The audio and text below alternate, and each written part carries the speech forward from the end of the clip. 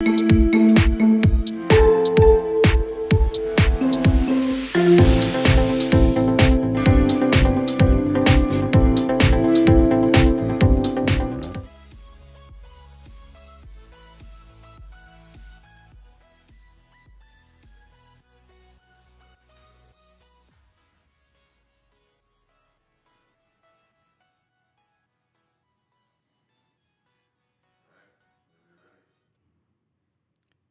to the show, Jason Bible, Texas Real Estate Radio Network.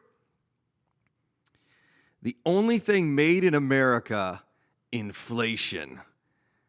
I heard that on Peter Schiff's show today, and I'm like, I am totally stealing that from Pete. So, Pete, if you're listening to the show, I appreciate it. You gave me a great title for today's show. The only thing made in America is inflation. And man, that's good. I was like, I'm totally stealing that. Guys, it's Wednesday, getting close to big 3-day weekend. Could be a 4-day weekend for some of us who are sneaking out of the office a little bit early there on Friday. So I'll be up at the lake, I think, all weekend. So I'm going to come back with second degree burns. I'm just kidding, I'm not. It's not going to be as bad as last time. Although my legs are still burned from last time I was out there a month ago. Like they're finally, but they're still red. So I actually ordered all new bathing suits in those ridiculous short shorts I'm always in. And then I got all brand new rash guards because I just cannot get burned anymore. So anyways, it's going to be a fun weekend. My boys are actually headed up to Yellowstone like right after they get out of school. So they're going to be there for like a week, hiking around, doing all that fun stuff. But we're here for a full show today. By the way, today at noon, there's a couple of things going on. I am going to be on the monthly market update with Catalyst Funding just before noon. I think the show actually starts at noon. If you go to Catalyst Funding's website, there's probably a link there that you can catch it. But they're going to do an economic update, and I'm just going to sit there in the wings and provide colored commentary, if you will, as they go through some of the slide deck. And also at noon, if you're in Houston, we're getting together at Lazy Oaks. Rob and Omar are going to head over there. We've got 50 RSVPs for a noon on Thursday. So there's going to be probably 25 of y'all there. Rob, like I said, Rob and Omar will be there. And then once I get done with the Catalyst Funding show, then I'm going to head over there after 1 or so. But for some good, that is one of my favorite places to eat. The food there is phenomenal. They got all the drinks you want, fantastic beers, just a great place. Lazy Oaks is essentially I-10 and Gessner. If you're looking for that, looking to figure out where it's at. It's right there at I-10 and Gessner, right there next to the neighborhood that I live in. So, great little area of town. But in any case, that's what's going on today. I think, what is the next big event that we've got coming up? I don't know. Go to mrtxre.com, mrtxre.com. We will talk about the Baytown deal, a.k.a. Alderaan Gardens. So all of our syndications are named after Star Wars places in Star Wars. Now, I do think it's ironic that we named it Alderaan because Alderaan was destroyed by the Death Star. So, which is kind of appropriate because this place is a giant piece of junk. So, I think it's appropriate that we're going to revitalize this entire apartment complex. But we'll talk more about the Baytown syndication. I think you and I are going out, Clayton and I are going out next week, if I'm not mistaken. We're going to do some pre-demo video so you guys can start following along the renovation process with us on YouTube. So go to the Texas Real Estate Mastermind. We will have where you can essentially walk the property with us, and you get to follow along virtually. So again, Texas Real Estate Mastermind, and subscribe to that channel. We also did Icons of Real Estate. I got to get a guest for Tuesday's show next week, but that shouldn't be a problem. So we're going to continue to grow that particular broadcast. And then next week, we will have a show on Friday, and it's going to be a Q&A show at 11 a.m. with yours truly. And we'll send out a Zoom link, and we'll broadcast to all the different places that we normally broadcast to. And then starting that following Monday, I'll be doing a market update every Monday at 11 a.m. So pretty cool. You guys will get, like I said, update on what I'm seeing in the marketplace and kind of what's going on. So let's talk a little about the marketplace right now. Really interesting. This just came out at 9 o'clock this morning. Kyle Bass, who is relatively famous investor. Kyle Bass said the Fed will start cutting in 2023 after U.S. enters recession later this year. Weird. Where you think Kyle Bass watches this show? Kyle, are you watching the show? I think Kyle's watching the show. Kyle is famous for he bought a bunch of nickels, like a truckload of nickels, because the nickel content in the nickels was worth more than the nickels. Now, you can't do that anymore, but he bought literally a couple of garbage trucks full of nickels. So he's a commodities trader. I believe he still sits on the board of the University of Texas, but really interesting guy. But basically what he said is, he said, look, he was a subprime guy. He said, look, here's the deal. We're going to have a problem in this marketplace. And the Fed has two choices, just like I had mentioned on yesterday's show. They can either fight inflation or they're going to fight the recession. That's their two choices. So what are they going to do? Well, we're in an election year. They don't really care about inflation, even though it's destroying the middle class. At the end of the day, they're going to be completely focused on fighting the recession. And rest assured, recession is a-coming. No doubt in my mind, recession is a-coming. You could argue it's already here. In fact, I saw an article, and I mentioned this yesterday. Let me see if it's in here. Give me 2 seconds. I'll see if I can pull it up. Here it is. U.S. economy contracted even more than expected in Q1, raising odds of recession. What did I tell you in yesterday's show? In yesterday's show, I said, look, you've got to be aware of one thing, and that is the Fed will play with all the data they can when the print, that's what it's called whenever they're producing new data, the print, when the print needs to be positive. However, there's always a revision about a month later. So yesterday, an article came out that basically said U.S. economy contracted even more than expected in Q1, raising odds of recession. Actually, this came out this morning at 7:50 in the morning. So they got some numbers, then they had to revise the numbers. It's even worse than they expected. It went from negative 1.3 to negative 1.5. That means the economy shrunk by 1.5% in Q1. And like I'd mentioned in yesterday's show, we will see a shrinking here in Q2. It's been amazing listening to the retail sector and the performance. Gap was down another 10% yesterday. I mean, they're just getting these retail stocks. Think about it this way. Everything that's at the mall is getting destroyed. I read Snapchat lost 40% in one day. In fact, let me pull up Snap. I think that's actually their ticker is Snap. SNAP. All right. Snap. Let me pull. Oh, they're not pulling their ticker up. Give me like 2 seconds here. Finance. Here we go. Oh, now it's taking me to Snap Finance. All right, let's go over to FinViz and we can pull it up. They essentially lost about 40% in one day. Why? Snap came out and said, let's see what our weekly chart is. Yeah, they went from a high of $80 a share to now they're down to $14 a share. And what happened? Advertisers are pulling out. Do advertisers pull out when the market's doing real well? Typically, it's not what happens. Advertisers pull out because they can't sell anything. We get back to the break. We're going to talk about the coming recession. It's Jason Bible, Texas Real Estate Radio Network.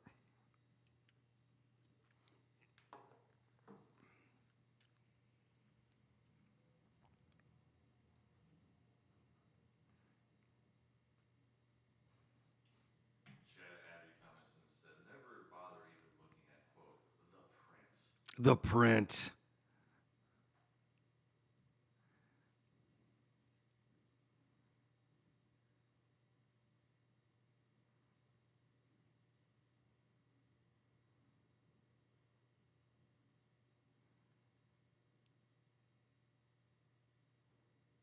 All right, ready to go? Welcome to the show, Jason Bible, Texas Real Estate Radio Network. Yeah, Snap had a high October 18, not 2018, October 18th at $80 a share, and right now they are trading at $14 a share. Like, it's anything that's a retail related stock that does business with, let's say, advertisers, advertiser revenue, that sort of thing, is just being eviscerated. They're just getting destroyed. Walmart is down, Target is down, major retailers are down. That doesn't happen when the economy is, quote, healthy. So I don't know where these people are getting this idea that the economy is doing well, because it certainly is not. The economy is absolutely being hollowed out. The American consumer is not buying. So you're probably wondering, all right, Jason, I agree with everything you're saying. Now what? Now what do we do? Here's what's going to happen next. The Fed is going to lower interest rates. That is exactly what Kyle Bass has said right here in this article this morning. Fed will start cutting in 2023 after U.S. enters recession later this year. I think it's going to happen sooner, but truth be told, I'm not going to argue with Kyle, because at the end of the day, we're both right. We're just debating on the timing. Nobody in Washington, D.C. right now wants a recession, not headed into the midterms. But the reality is, it's here, kids. It's here. Rising gas prices, rising commodity prices, all of those rising prices, which, by the way, are never going to go down. The new normal is, I'm trying to think of a good example of stuff that I buy that I know the price on. Beef jerky at Buc-ee's ain't going to be $14 anymore. Gas will be $5 a gallon nationwide. In fact, some analysts are predicting $6 and $7 a gallon. Like, it's getting bananas. In fact, I was chatting with some folks, and I said, my truck gets a solid 14 miles a gallon. I'm thinking about buying a Lexus, like an RX 350, the F Sport, because it looks kind of sporty. It's a 300 horsepower V6, but it gets 30 miles to the gallon. I wonder what their hybrid one gets, but I bet their hybrid's kind of.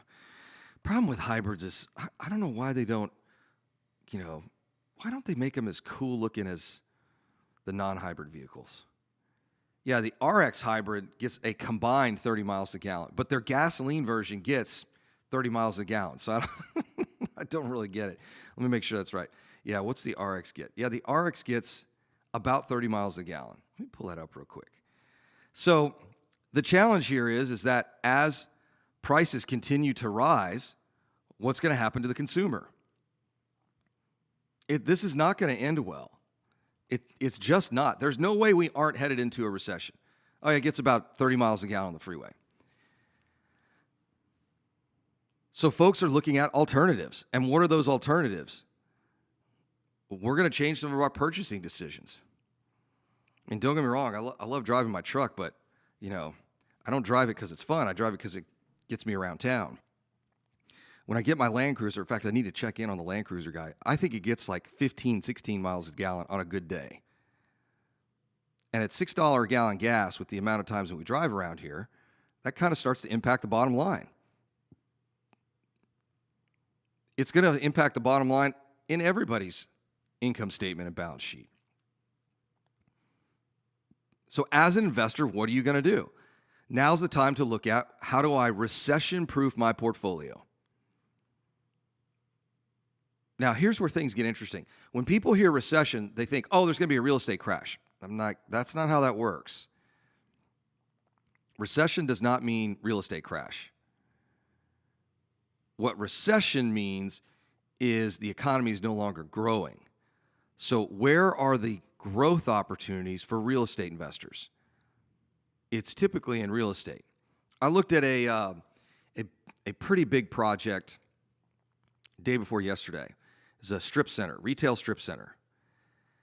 And I took a real hard look at the businesses that were in that retail strip center. And they are those recession-proof businesses. Haircut places, daycare, they even have a taco truck out front, and the taco truck rents the parking lot from them.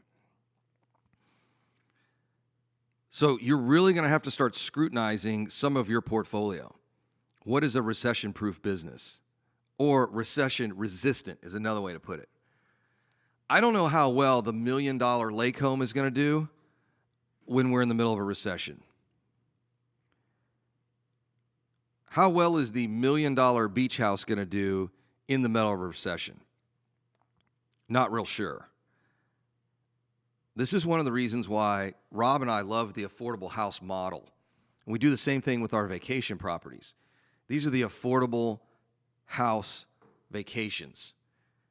The luxury stuff is great, but what happens when there's a small crash? One thing I always found fascinating is some people say, well, Jason, it's just going to be a real estate crash because there's a recession. I'm like, no, that's not how that works. The impacts of recession are differential depending on the type of real estate. The upper end of the market typically starts to falter quicker. I was having a happy hour with two friends of mine that I hadn't seen in forever. And one of the things they talked about, I live on a pretty nice side of town. One of the things they talked about is, we thought with the COVID shutdown that we might be able to buy one of our neighbors' houses at kind of a good discount. A CEO that recently just been let go that's maybe taking a job somewhere else. Unfortunately, that didn't happen. They said, the COVID recession lasted about a month. I said, yeah, it's about right. And then, of course, everybody was just sitting around staring at each other, until the recession was over, until COVID was over. What's this going to mean for real estate? Are we going to enter another cycle of forbearances and rent moratoriums? I mean, think about this. One of the things they did in Greece when that economy collapsed, they did what was called a bail-in. And what they did is they essentially confiscated money from their own banks. So could we enter a recession here that's bad enough in the United States where Congress and the executive branch says, hey, we're going to do a moratorium on rent for 6 months to allow Americans' financial status to heal, or some nonsense.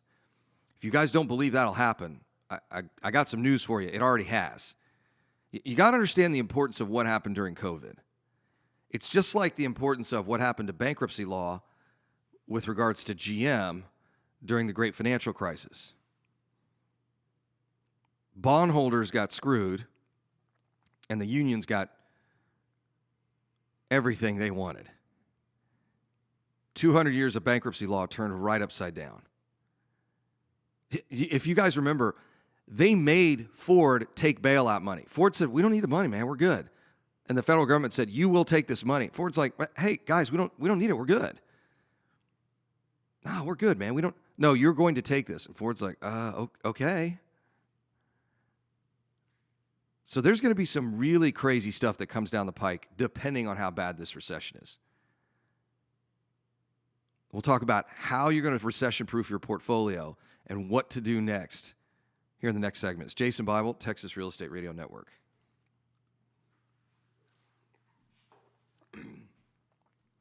We're all going to die.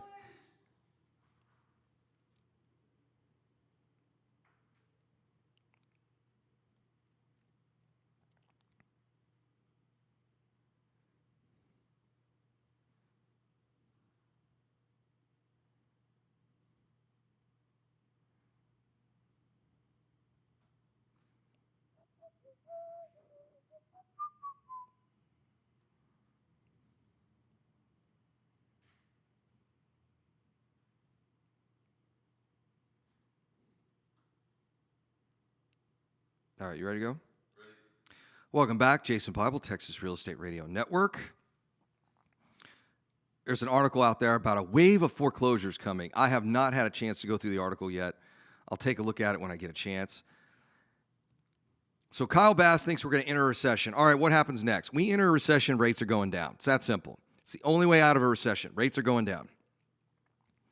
So rates are going to go down, but you're going to want to buy those properties now because I don't see the value of real estate going down anytime soon. I don't see it. Maybe somebody out there can explain to me why real estate's going to crash. I pulled up a chart when I was speaking in front of the Bryan Real Estate Investment Club this week, and it showed the number of houses in the total U.S. housing inventory by year.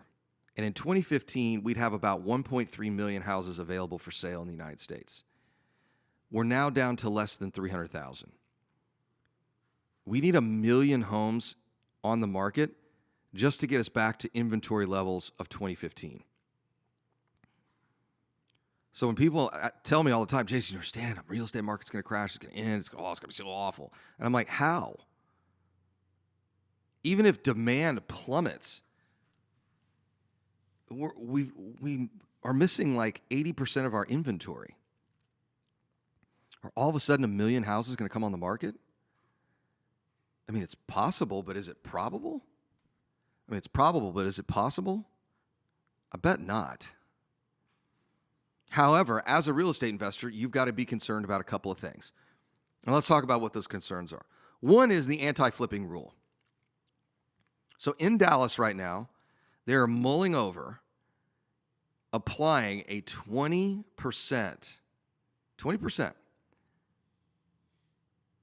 one-time capital gains tax on any houses that are flipped in less than a year. I think that is absolutely going to come down the pike. I think there's going to be a massive number of these across the country. Why? Because millennials, the largest voting bloc in the United States right now, cannot afford to buy a single-family home. In fact, I got an article sent to me from a buddy yesterday that I've not gone through yet about some possible remedies that the Biden administration is considering. So here's the reality. Inflation is a huge election topic. At some point, housing is going to pop up. You're going to see it. And here's the discussion. Rents are too high and houses are too expensive. And the largest voting bloc in the United States is going to begin to leverage their size and change some of the politics that we currently have. There's going to be a lot of discussion about housing. Energy and housing are a huge issue in the United States. The cost of energy is really high.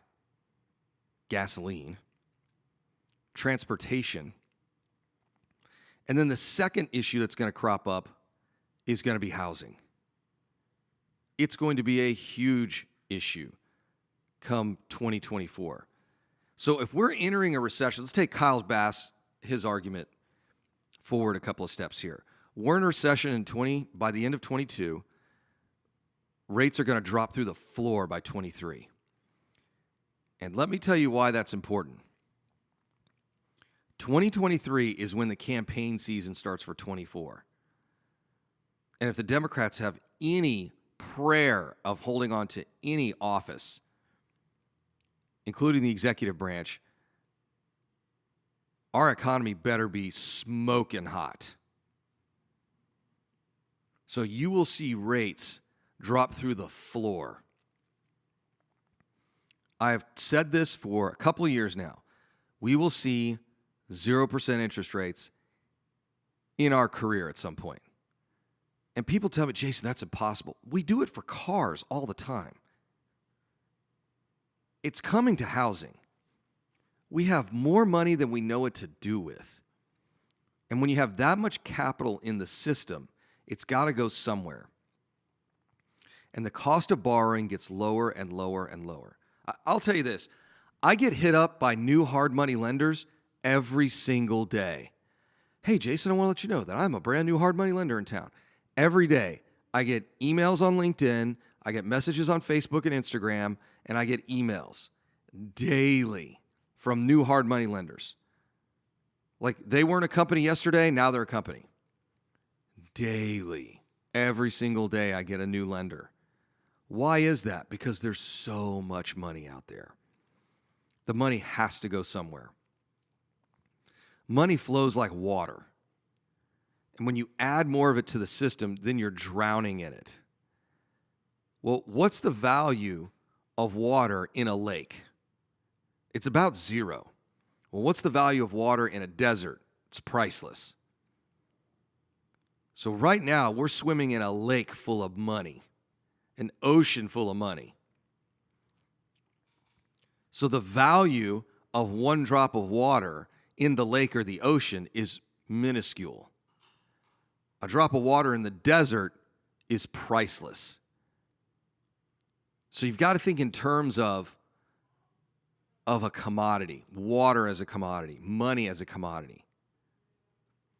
And we've got so much of it in this system. And you know what? This is what Peter Schiff says, and I agree with him 100%.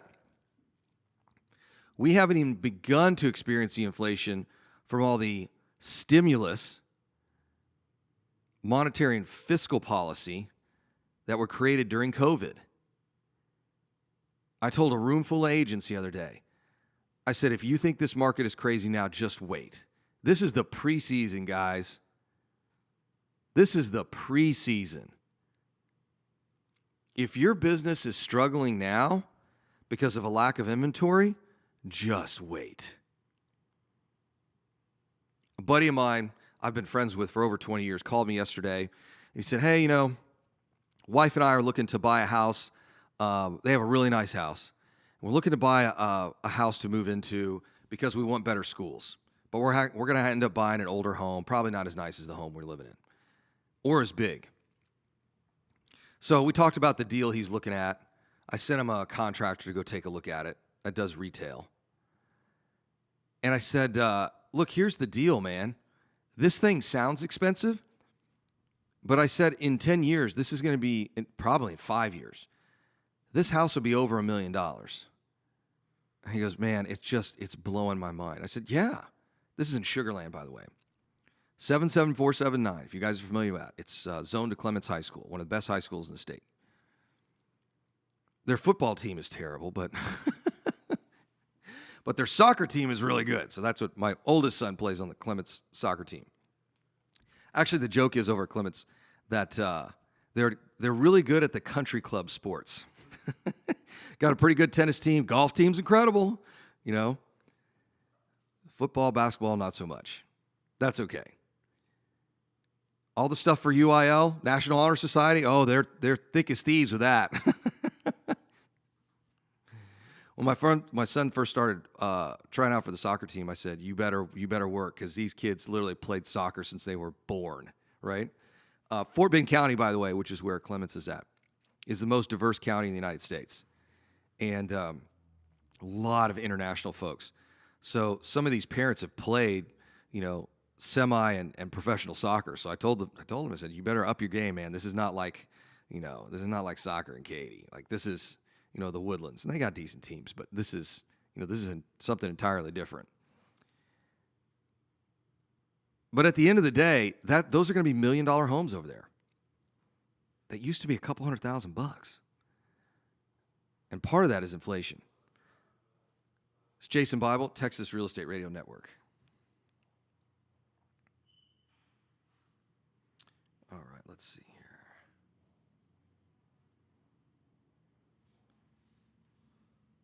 All right. Last one, powering through it. Welcome to the show, Jason Bible, Texas Real Estate Radio Network. U.S. pending home sales plunged to weakest since 2014 as unsold inventory spikes by record. Oh, my God. After new and existing home sales tumbled, by the way, month over month, new home sales plunged 17% in a month. Nobody expected that. No one expected that. And I will tell you, new home sales are very sensitive to interest rates, especially given their price points. I don't have the chart sitting in front. Actually, you know what? I might. If you give me like 2 seconds, I might be able to pull it up. Oh, I already closed the window. Give me like 2 seconds here. Let's see if I can pull it up. I can tell you what the national median new home price is. I look at this chart, the most important chart in real estate. If you guys have not seen it, you need to attend one of my market updates, the most important chart in real estate is number of new homes versus median new home sales price. So the median new home sales price this is across the entire United States, is almost $450,000. And those buyers seem to be particularly rate sensitive. So these poor home builders got slapped with major increases in material and labor prices, while at the same time being slapped with higher interest rates. And that does have a really huge impact on new home sales. So we saw a 17% decline, which is crazy. That's like a collapse. That's what that looks like. 17% in a month. That's a 0.5% decline every day. Like that's like, you know what's so funny? This is an old Wall Street thing, especially if you traders out there are going to love this one. The increases in asset prices are like taking the stairs. But when asset prices start to shrink, it's taking the elevator to the basement. That's how these things work. Like the rise is taking the stairs all the way up to the top, but the fall is taking the elevator to the basement. It falls much faster than it increases in value. And we're seeing that right now in new home sales. 17% month over month is a collapse. It's an implosion. I hesitate to think what the next month's data is going to look like, but it's not going to be great. So the odds are out there that we're going to continue to see declines. Now, just because there's a decline in sales doesn't mean there's going to be a decline in sales price. Pending home sales are now down 12% year over year. Pending contracts are telling as they better reflect the timelier impact from higher mortgage rates than do closings. That's NAR's chief economist. Home prices, in the meantime, appear in no danger of any meaningful decline. Okay, this is where it gets interesting because you're going to read stuff that says home sales are declining. Bum, bum, bum. News at 11. And then it's like, okay, what are the Kardashians doing? Or whatever is hot right now, whatever nonsense they got to sell. So you're going to see that news story and you're going to think, oh my God, real estate's crashing. That's not true. What's happening is interest rates are increasing. We're entering a recession, and there's fewer houses available for sale, which means there's fewer sales. It's that simple. Now, how do you spur sales? Drop rates. I'm telling you, these rates are going to come down. I mean, that's what Kyle Bass said. Bass is a pretty sharp guy. Made himself a lot of money. Not buying nickels, but, well, he made a lot of money buying nickels. But I think all of the really sharp guys right now in finance are looking around the room going, we're in a recession, guys. And now the investment banks are finally starting to figure it out. You know, you'd think with all those Ivy League kids they keep stealing from the engineering programs at our best colleges and universities to work in finance, that they would have been a little bit quicker on the stick, if you will, to figure out we're in a recession. It's pretty simple to see. All these, when you get your retailers that are just in the middle of a bloodbath, what do you think's going to happen? Well, the consumers aren't showing up. Why aren't consumers showing up? They're kind of strapped. I hesitate to think what the Federal Reserve, Congress, and the executive branch are going to do to fight the recession. Rates are going down. Rates are going down like that elevator to the basement. But prices aren't going anywhere. See, that's the funny part. Everyone believes that prices are coming down. They are not. Look at the Manheim used car index. Prices on used cars ain't going down. Prices on new cars ain't going down. Neither are housing. Housing ain't going anywhere. There may be fewer sales, but those sales are enough to prop up the appreciation in single-family real estate. And I don't see that changing anything. You can take rates to 10%. It's not going to change. How do I know that? Because we have 200 years of data that says that's not going to happen.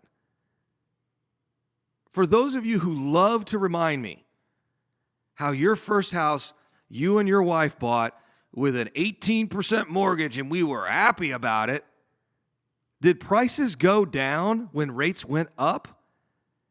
Not only is the answer no, it's hell no. Well, Jason, you don't understand. Back in my day, we had 20% mortgages and we were happy about it. And I'm like, okay, so you know what? Those rates are going to come up and the real estate market's going to crash. And I'm like, when did that happen? Oh, in the history of never. That has never happened. Rates going up will slow sales. What the hell do you think is going to happen here in Texas? People are, you know what? Elon Musk ain't the only rich guy coming to town. I think some of these states are going to get hollowed out. Not California. They always have net migration internationally. But there's some of these other states that are going to get hollowed out. But Texas and Florida, Nevada, Arizona, we're going to be just fine. This is why I keep telling folks, this is just the preseason. If you're in real estate and your business is struggling because of the lack of inventory, just wait. This show is about to get even crazier. We're going to be in the middle of a recession. Rates are going to be like at 0%, and there's going to be virtually no inventory to sell. A house goes on the market, it's gone. Like, we're looking for a house on Lake Conroe right now. And it amazes me how fast that stuff moves. Even the stuff above $1 million. Half decent house below $1 million, gone in a day. That buddy of mine that called me yesterday said, Jason, we've been making offers in Sugar Land, and the houses are gone in hours. I said, no, it's always been. It was like that during the last recession. Half the sales were cash. Pull it up, guys, 77479. One of the best areas of town to be in. And that doesn't change. The good areas of town never change. They don't experience recessions. Yeah, you might get somebody here or there that loses a job. You could pick up a house or two, but it doesn't turn into some, depressed neighborhood with tumbleweeds rolling down the streets, like some old western town. Not here in Houston. So it is going to blow you away the next 18 months. The country will be in a recession, rates will be in the basement, and houses will be moving faster than they ever have. Well, at the same time, while sales will decline, but prices will be rising. I'm telling you guys, you think 18, 19, 20% interest rates back in the 80s stopped real estate appreciation? You would be sorely mistaken. Thanks for listening to the show. We'll have a short break and a quick message here at the end. Hopefully, I'll see you guys at one of our events. Maybe I'll see you at lunch today or on the webinar I'm doing with Catalyst. Thanks for watching the show, and I will see y'all tomorrow.